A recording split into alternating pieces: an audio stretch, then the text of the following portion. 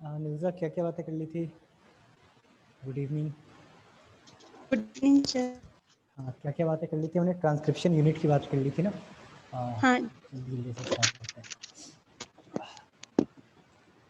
ठीक है, तो कैसा बनाया था? यहाँ पर कुछ बताया था, यहाँ पर कुछ बताया था, यहाँ पर कुछ बताया था। इस वाले रीजन को क्या बोलते हैं, जल्दी से बताओ। Promoter and promoter. ठीक है, इसके बारे में मैंने बताया था, यूकैरियोटिक में अलग है, प्रोकैरियोटिक में अलग है। यूकैरियोटिक में क्या नाम है इसका, प्रोमोटर का? TATA box Tata. सीक्वेंस क्या था? TA टी और उसके बाद A है ना। उसके बाद यहाँ पर प्रोकैरियोटिक में क्या बोलते हैं इसको? प्रीबनो बॉक्स। अच्छा, यहाँ पर मैंने जो बताई थी उसको क्या बोलते हैं? स्ट्रक्चरल जीन, है ना। अच्छा, यहाँ पर सिस्ट्रॉन भी हो सकता है, कोई दिक्कत की बात नहीं है। लेकिन डिफरेंस क्या है, अगर कोई पूछ दे, वैसे पूछेगा नहीं, लेकिन क्या डिफरेंस है? तो सिस्ट्रॉन से स्ट्रक्चरल जीन मतलब एक ही टाइम में एक ही बनाता है, सिस्टोन एक ज्यादा बनाता है। अच्छा, कहाँ पर पढ़ लिया ये? आपने तो बोला सर कल। अच्छा, देखो, नहीं, बेसिकली मेन डिफरेंस ये नहीं है, ये पॉलीपेप्टाइड बनाता है, सिर्फ और सिर्फ क्या बनाता है? पॉलीपेप्टाइड बनाता है। और ये जो स्ट्रक्चरल जीन है ना, ये क्या बना सकते हैं? RNA भी बना सकते हैं, tRNA, mRNA और rRNA। उसके अलावा क्या बनाते हैं? पॉलीपेप्टाइड। और ये सिर्फ पॉलीपेप्टाइड यानी प्रोटीन बनाता है। ठीक है। अच्छा, फिर मैंने बताया था सिस्ट्रॉन जो हो सकता है, मोनो हो सकता है या पॉली हो सकता है। ठीक है, मोनो किस में पाया जाता है? यूकैरियोटिक में।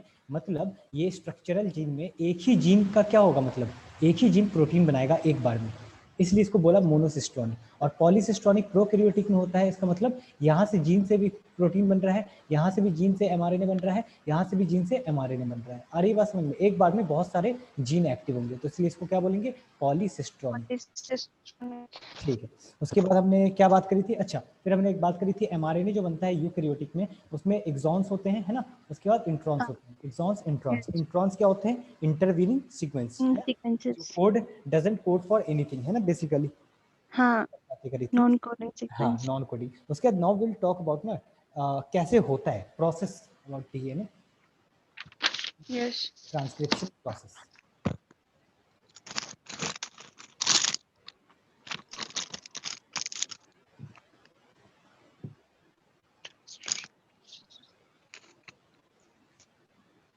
ठीक है, तो ये 3 स्टेप में होता है। कितने स्टेप में? 3। पहला है इनिशिएशन।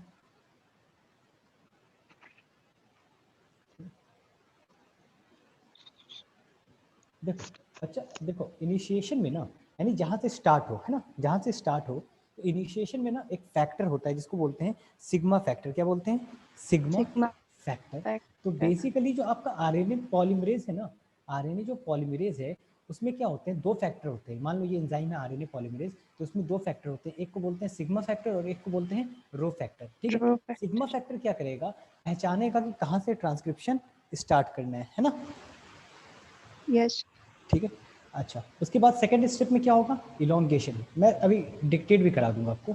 सेकंड स्टेप में क्या होगा? इलोंगेशन। कहने का मतलब ये DNA मान लो, अरे ये बात समझ में, यहाँ पे प्रोमोटर था, यहाँ पर एंजाइम चल के आ रहा था। ठीक है, और इस एंजाइम के साथ क्या जुड़ा हुआ था? सिग्मा जुड़ा हुआ था। क्या जुड़ा हुआ था? सिग्मा। सिग्मा ढूंढेगा किसको? ढूंढेगा प्रोमोटर रीजन को। जैसे ही सिग्मा को पता चल जाएगा प्रोमोटर रीजन है, तो ये एंजाइम क्या करेगा? यहाँ पर बाइंड करे जाएगा। अरे ये बात समझ में, सिग्मा का काम था पहचानना प्रोमोटर रीजन को या स्ट्रक्चरल रीजन को। तो सिग्मा जैसे ही ये काम करेगा, तो सिग्मा फिर क्या हो जाएगा?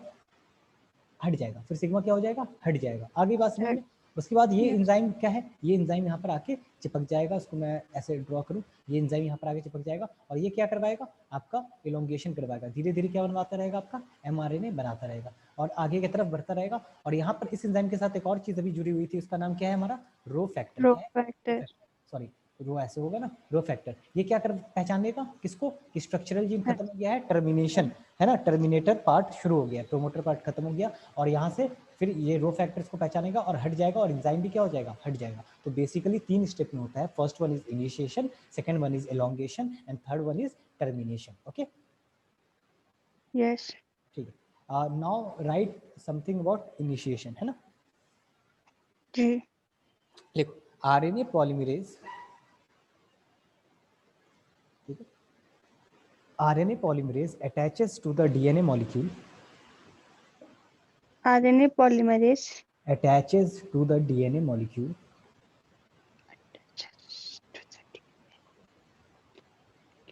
yes sir and move along the DNA strand until and move along the DNA strand until along the DNA until it recognizes a promoter sequence. Until it until sir उसके बाद recognizes it recognizes a promoter sequence. A promoter sequence. yes. These are known as the transcription start sites. These are known as the transcription start site. These Sites. are known as transcription Start sites. Full stop. yes. इसके बाद लिखो the DNA double helix, then unwinds. The DNA double helix then unwinds and all the bases on each of the DNA strand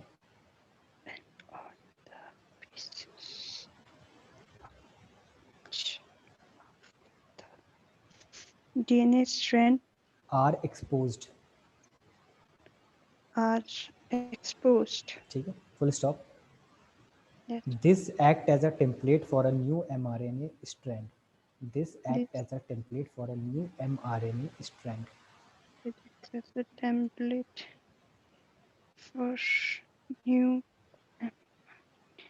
strand. ठीक है, Yes. देखो मैंने start कहाँ से किया, मैंने ये लिखा है RNA polymerase attaches to the DNA molecule and moves along the DNA strand. तो देखो पॉलीमरेज आ जाएगा, ठीक है, यहाँ पे स्टार्ट हो गया और मूव करता रहेगा until it recognizes a promoter sequence, है ना. तो यहाँ पर ना बच्चा ऐड कर लेना, मैंने एक चीज नहीं लिख पाई है, ब्रैकेट में जगह ना हो तो नीचे ऐड कर लेना कि हेल्प कौन करेगा, सिग्मा फैक्टर. ये इसके बारे में एक लाइन लिखना बहुत ज्यादा जरूरी है सिग्मा फैक्टर के बारे में. ठीक है, ओके सर, ठीक है, तो वो ऐड कर लेना. ठीक है, मेन इसलिए मैंने इसको रीड करा. अच्छा, ऐड कर ले.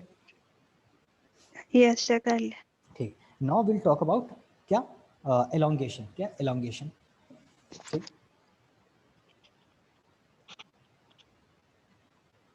अच्छा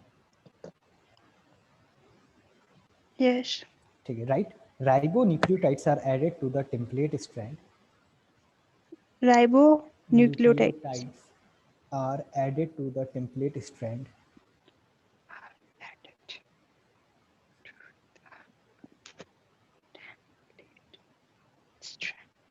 that enables the growth of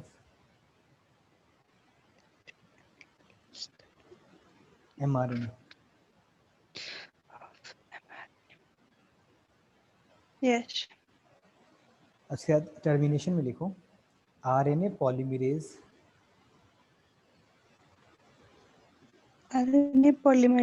encounters a terminator sequence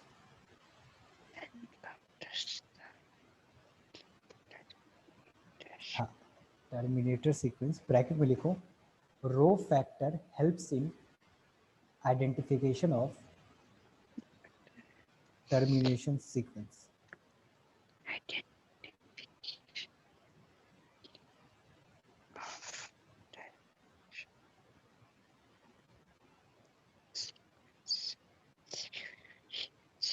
yes. ठीक है, अच्छा क्या लिखा है मैंने? Rho factor helps in identification of terminator sequence. ठीक है, bracket close and the transcription stops.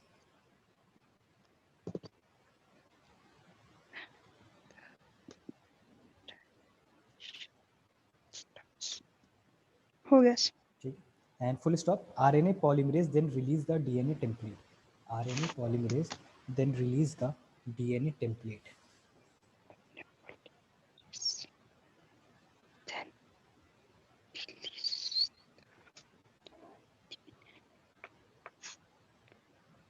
Yes.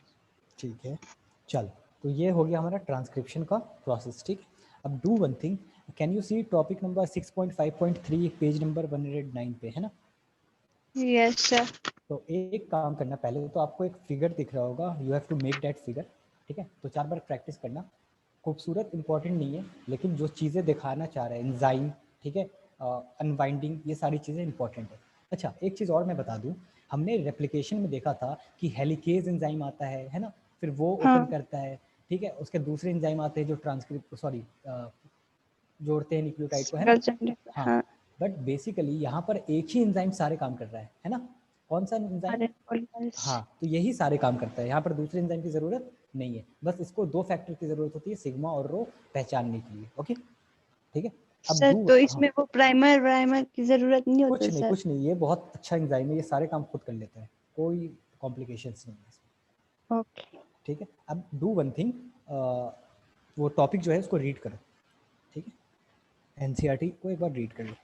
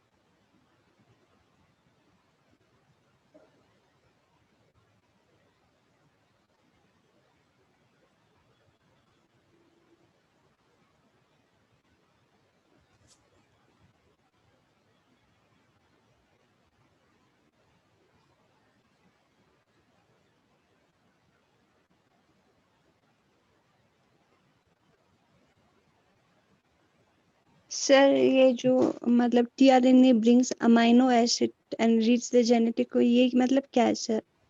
कहाँ पर रीड कर लिया आपने? पेज नंबर 6.53 109 पेज नंबर 109 पे कौन सा लाइन है एक बार बताना। Fourth line. Set first, second, third, fourth. The mRNA provides as the template. tRNA brings amino acid and reads the genetic code. And RNA, अच्छा बेसिकली, अच्छा यहाँ पर ना आपको बच्चा, मैं आपको नेक्स्ट क्लास में सारे RNA के फंक्शंस मैं एक साथ कराऊंगा, इसके मैंने भी नहीं बताया। देखो मैं बेसिकली यहाँ पर ये बता रहा है, इसको नोट भी कर लेना कि जो राइबोसोम्स है ना, बेसिकली राइबोसोम बोल रहा हूँ, RNA है ना, जो RNA है ये दो तरह के होते हैं ना, दो तरह के होते हैं। एक को बोलते हैं हम जीनोमिक RNA, क्या बोलेंगे? Genomic, and the second one is known as non genomic. ठीक है, अगर हम जीनोमिक की बात करें तो यहाँ पर जो RNA है they will act as a genetic material, RNA will act as a genetic material. ठीक है, और यहाँ पर अगर बोले तो यहाँ पर ऐसी कोई बात नहीं होगी, है ना। तो यहाँ पर जो RNA होते हैं वो तीन तरह के होते हैं, ठीक है। कौन कौन से आप बता सकते हैं? tRNA, उसके बाद हम बात करें rRNA और mRNA। ठीक है, चलो यहीं पर मैं बता भी देता हूँ थोड़ी बहुत। ठीक है, चलो mRNA को बोलते हैं मैसेंजर RNA। क्या बोलते हैं? Messenger RNA। ठीक है, ये बेसिकली क्या होता है, मैसेज को, डीएनए की सारी कॉपी करके सारा मैसेज किसके पास पहुंचता है? इसमें अभी ट्रांसक्रिप्शन में जो बेसिकली आरएनए बना वो क्या है? एमआरएनए। सारा मैसेज किसके पास है? इसके पास है। ठीक है, अच्छा now we will talk about ना आरआरएनए, जिसको हम राइबोसोमल आरएनए भी बोलेंगे। क्या बोलेंगे?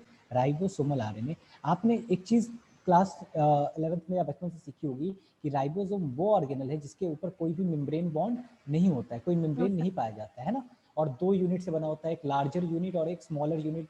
याद आ रही है बात है? 50s हाँ हाँ, ओके ओके, हाँ 50s and 30s will give 70s, है ना।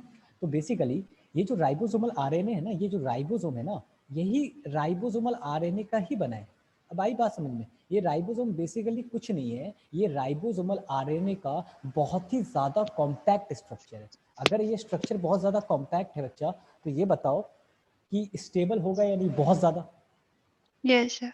अच्छा अच्छा, बेसिकली ये जो है ना, ये तीनों मिलके जो नॉन जीनोमिक आरएनए हैं, they are involve in a protein for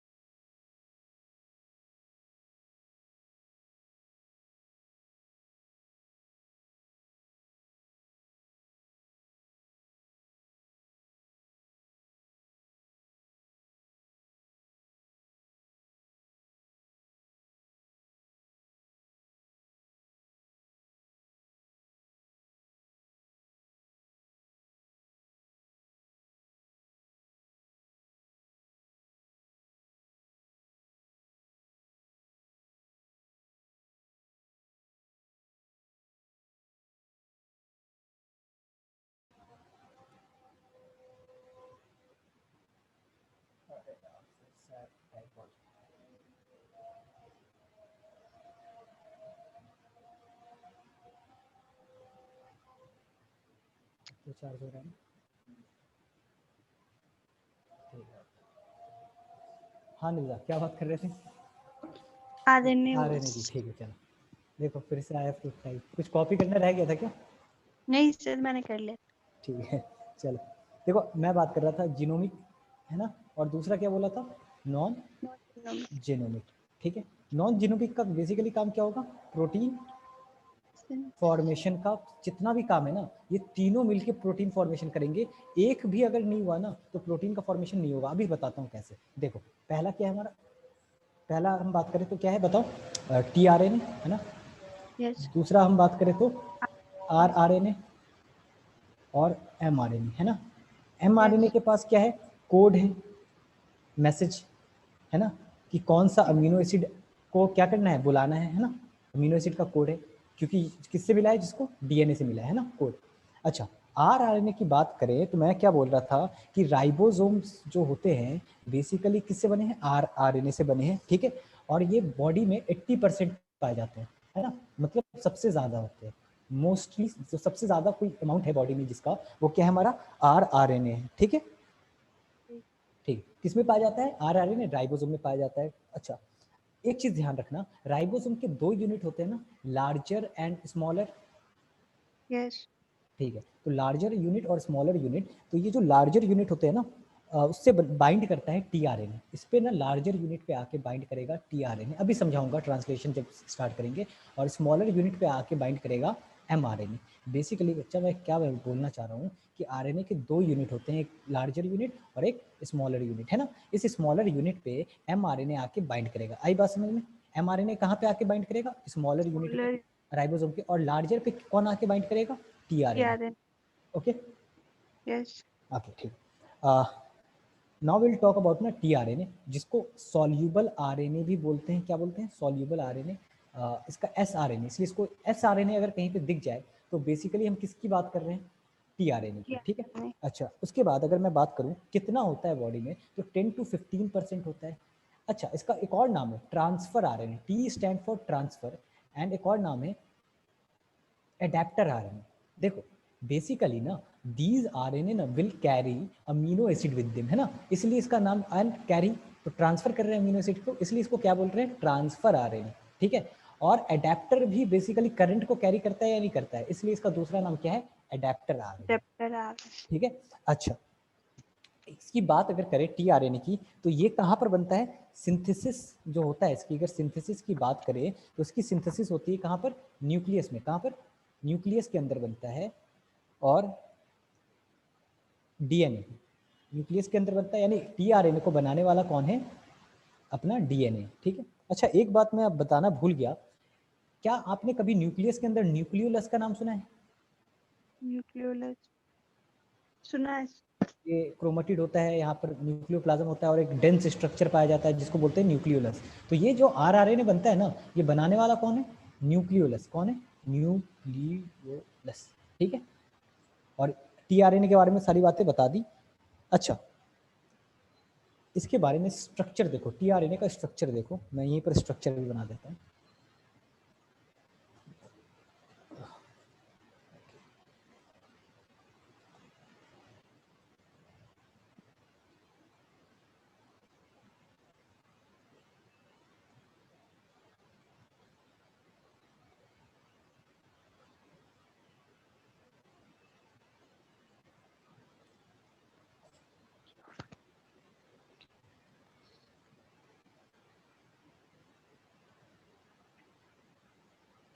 ये टीआरएनए का स्ट्रक्चर है सर। हाँ, टीआरएनए का स्ट्रक्चर बना।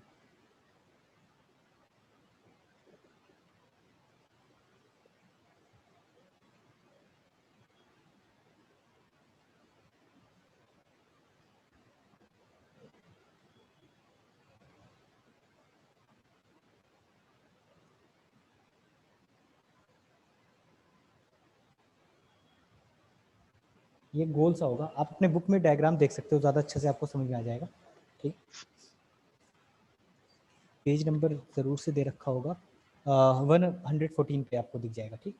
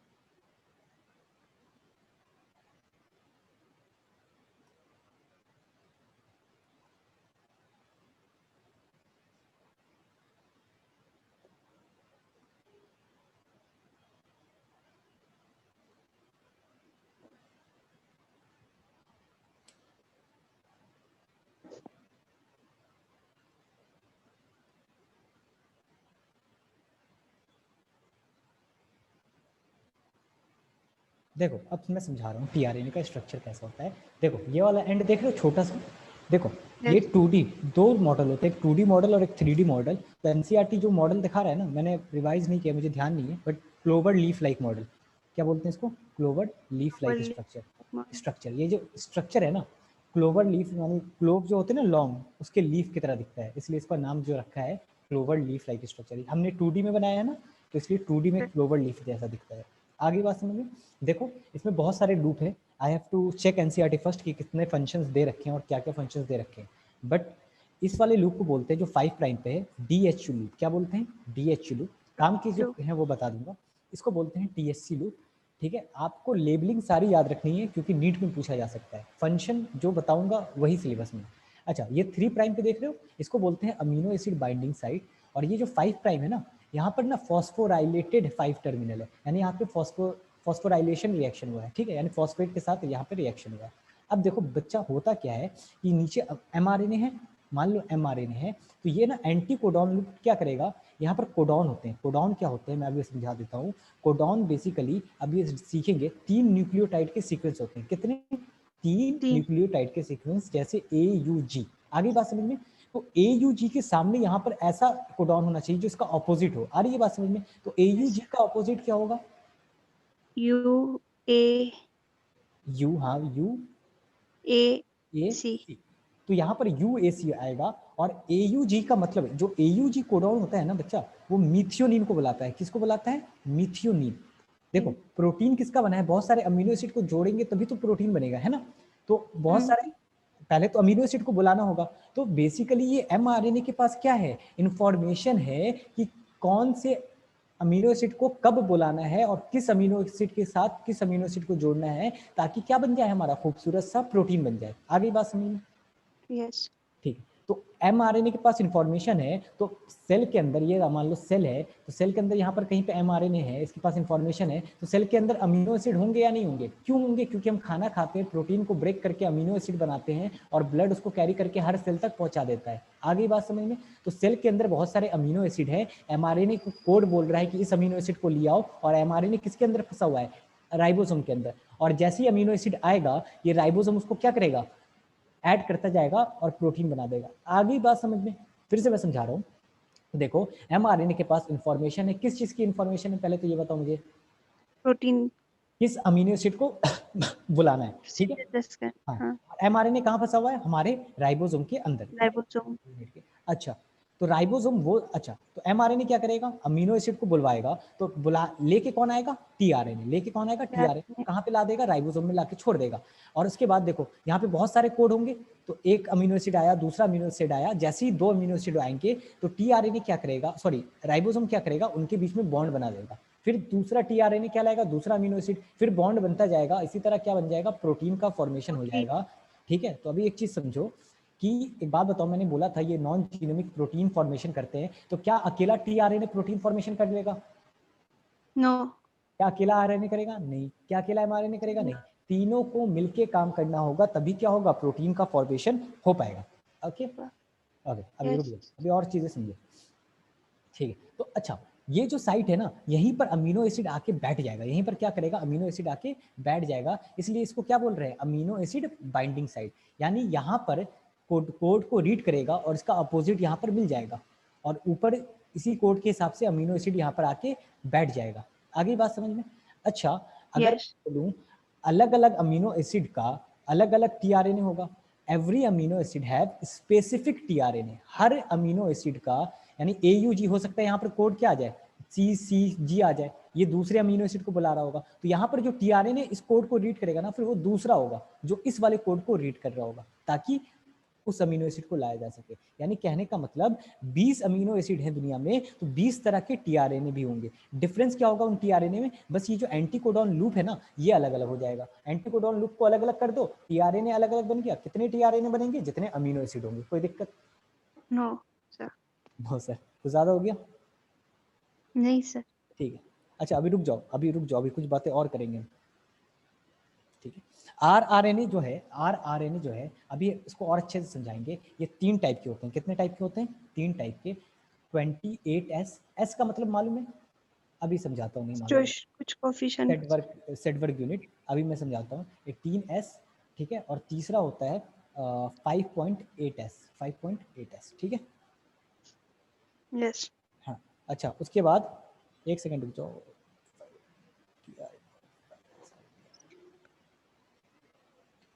चल, अच्छा, ये वाली बात होगी। अब कॉपी कर लो, क्या क्या कॉपी करना है आपको।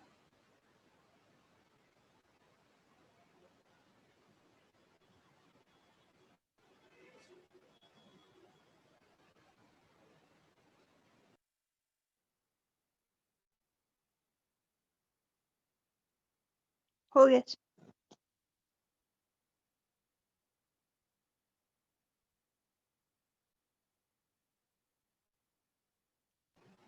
सर। ये DHU और THC का कुछ फुल फॉर्म होता है सर? मुझे ध्यान नहीं है, मैं कल बता दूंगा अगले क्लास में।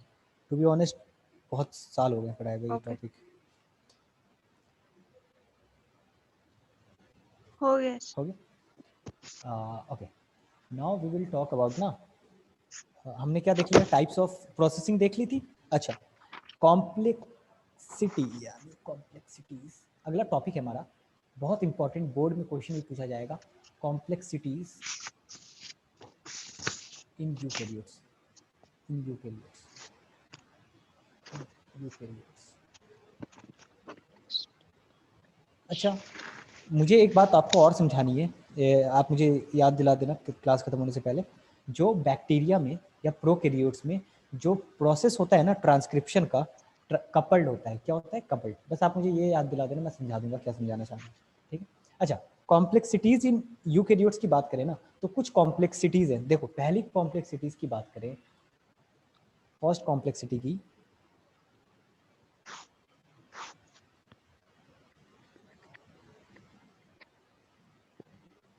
देखो बुक खोलो, पेज नंबर 110, मैं डायरेक्ट रीड कर रहा हूँ, वहीं से समझा रहा हूँ, है ना? आपके पास बुक भी है? यस।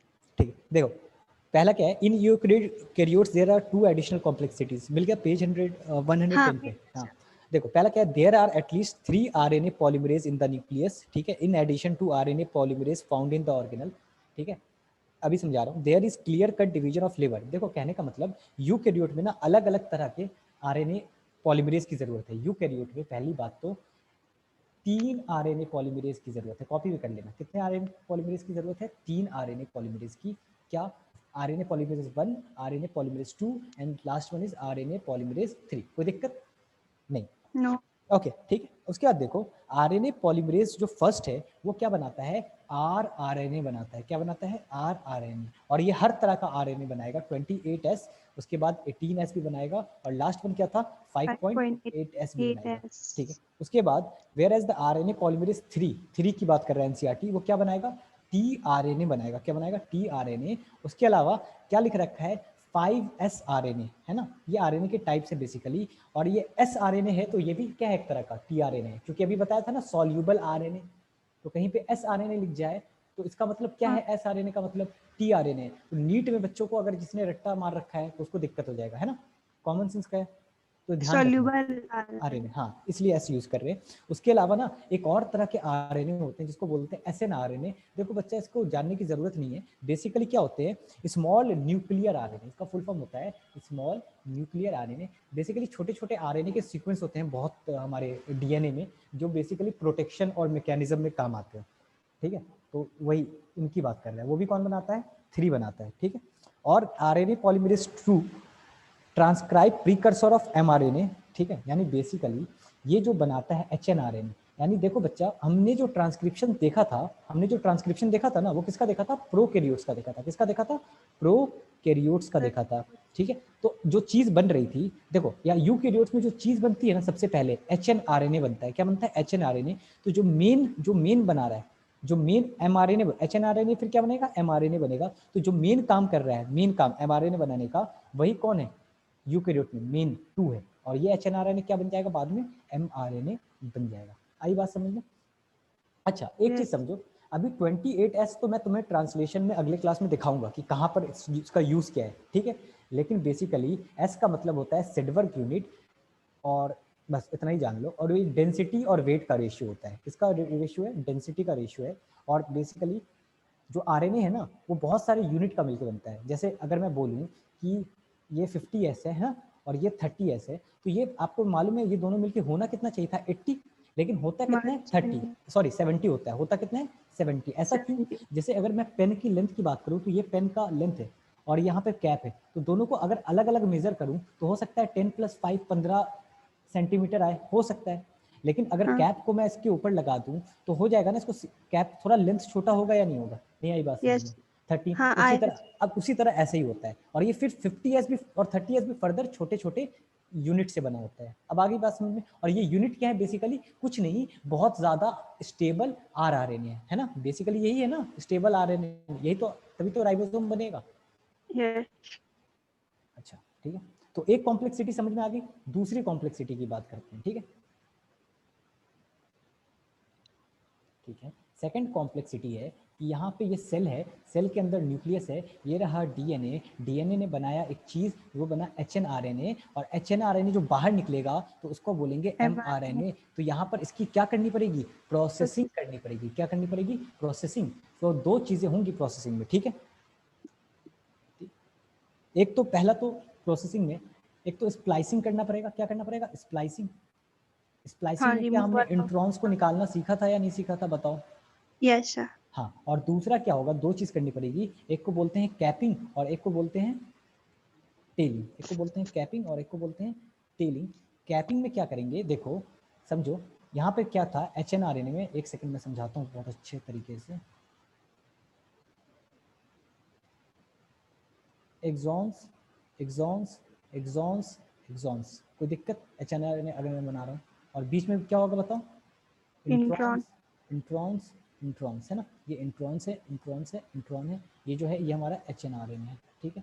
अब इसको कहाँ जाना है? क्या बनना है हमारा? एमआरएनए। एमआरएनए। तो कुछ नहीं करेंगे, ये बस exon exon exon exon exon, ये क्या बन जाएगा हमारा? एमआरएनए। लेकिन ये अभी भी स्टेबल नहीं है, इसको और ज़्यादा प्रोसेसिंग की ज़रूरत है, और ज़्यादा प्रोसेसिंग की ज़रूरत है। तो यहाँ पर एमआरएनए है, यहाँ पर क्या होगा? आगे की तरफ टेल लग जाएगा, एक तरफ क्या लग जाएगा? टेल लग जाएगा, सॉरी हेड लग जाएगा। क्या लग जाएगा? हेड लग जाएगा, एक कैप पहना दिया जाएगा, ठीक है? चलो कैप पहना दिया, और पीछे की तरफ क्या लगा दिया जाएगा? एक टेल पहना दिया जाएगा। तो इसी को क्या बोलेंगे? कैपिंग और टेलिंग। क्या बोलेंगे? कैपिंग और टेलिंग। और ये जो कैप पहनाया जाएगा, इसका नाम क्या चीज़ का कैप पहनाया जाएगा? तो नाम है methyl guanosine triphosphate. Very good, triphosphate. मतलब क्या है इसका? क्या लगाया है हमने? बेसिकली मिथाइल ग्वानोसिन, यानी ग्वानोसिन बताया है। ग्वानोसिन क्या है? एक तरह का न्यूक्लियोसाइड है ना, बताया था स्टार्टिंग में बहुत सारे। और उस न्यूक्लियोसाइड पे बेसिकली एक हमने न्यूक्लियोसाइड बना दिया है ना? इस न्यूक्लियोसाइड पे हमने क्या जोड़ दिया है? एक मिथाइल ग्रुप जोड़ दिया है, एमी जोड़ दिया है। और हमने क्या जोड़ा है? एक फॉस्फेट जोड़ते तो ये न्यूक्लियोटाइड बन जाता है ना, लेकिन हमने एक फॉस्फेट नहीं, कितने फॉस्फेट जोड़ दिए? 3 फॉस्फेट जोड़ दिए, इसलिए ट्राइफॉस्फेट लगाया। और टेलिंग में हमने क्या किया है कि एडिनाइलेटेड, यानी क्या लगाया है? एडिनाइलेटेड रेसिड्यू लगाया है। मतलब एडिनाइलेटेड रेसिड्यू का मतलब कुछ नहीं है, बहुत सारा ए लगा दिया है। तकरीबन कितने ए 200 से 300। आई बात? अच्छा रुक जाओ। It is the fully processed hnRNA, इसी को हम बोलेंगे एमआरएनए। कोई पूछे what, how can you define mRNA? तो we will simply say it is a fully processed, it is a fully processed hnRNA. Okay yes. ठीक है। अच्छा, एक क्वेश्चन अगर मैं बोलूं, what does the presence of, important NEET का question है, what does the presence of, एक बहुत अच्छा नीट का क्वेश्चन अभी तक पूछा नहीं गया है, presence of introns, what does the presence of introns denotes? Introns का प्रेजेंस क्या डिनोट करता है?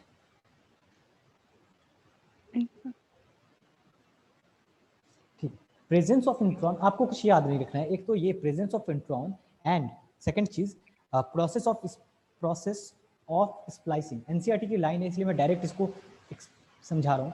ये रिप्रेजेंट करता है, क्या रिप्रेजेंट करता है? तो ये रिप्रेजेंट करता है आरएनए का डोमिनेंसी, यानी किसी जमाने में आरएनए ही मेन जेनेटिक मटेरियल था। आप भी जानते हो पहले आरएनए ही तो बना, फिर तो डीएनए बना।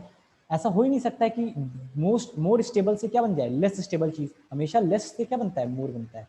आगे तो ये बताता है आरएनए वर्ल्ड की डोमिनेंसी को, बस ये याद कर लेना। ओके ठीक है, कॉपी करा। सर वो पहला वाला स्लाइड दिखा दो, कॉम्प्लेक्सिटीज इन यूकेरियोट। यही तो था। ये नो, हाँ ये वाला।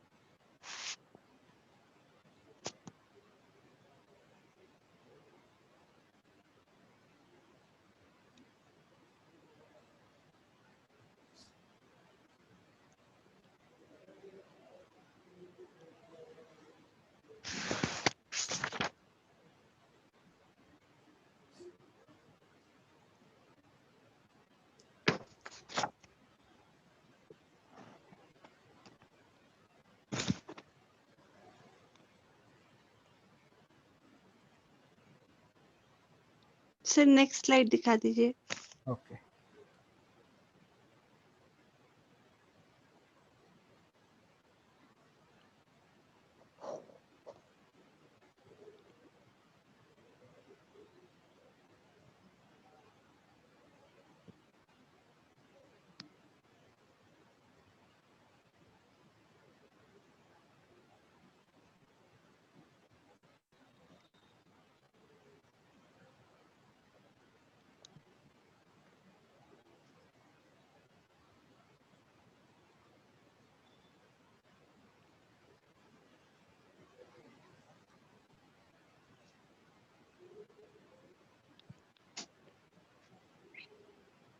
सर ये कैपिंग और टेलिंग क्यों कराया जाता है सर?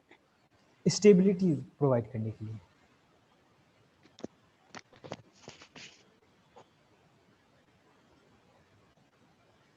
अच्छा, ये जो कैपिंग हो रही है ना, ये 5 एंड पे होती है और टेलिंग जो होती है वो 3 एंड पे। बहुत इंपॉर्टेंट है, ये मैंने नहीं बताया था।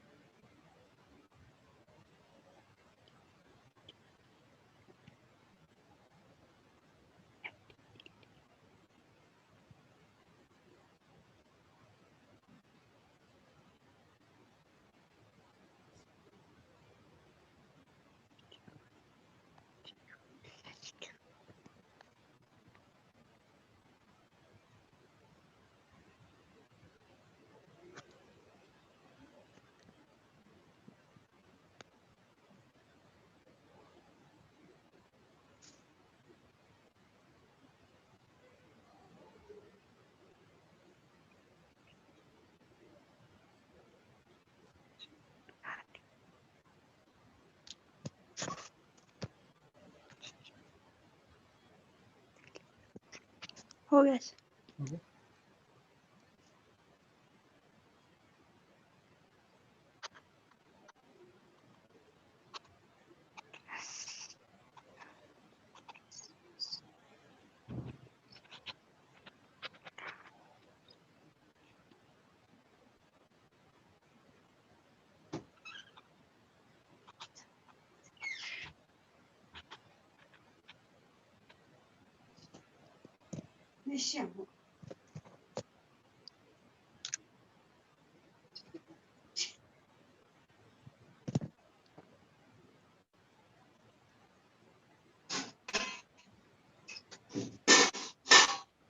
हो गया sir. Okay.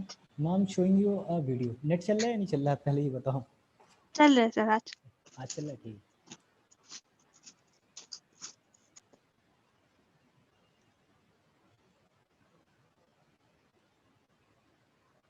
Like proteins are Can you see contained. this?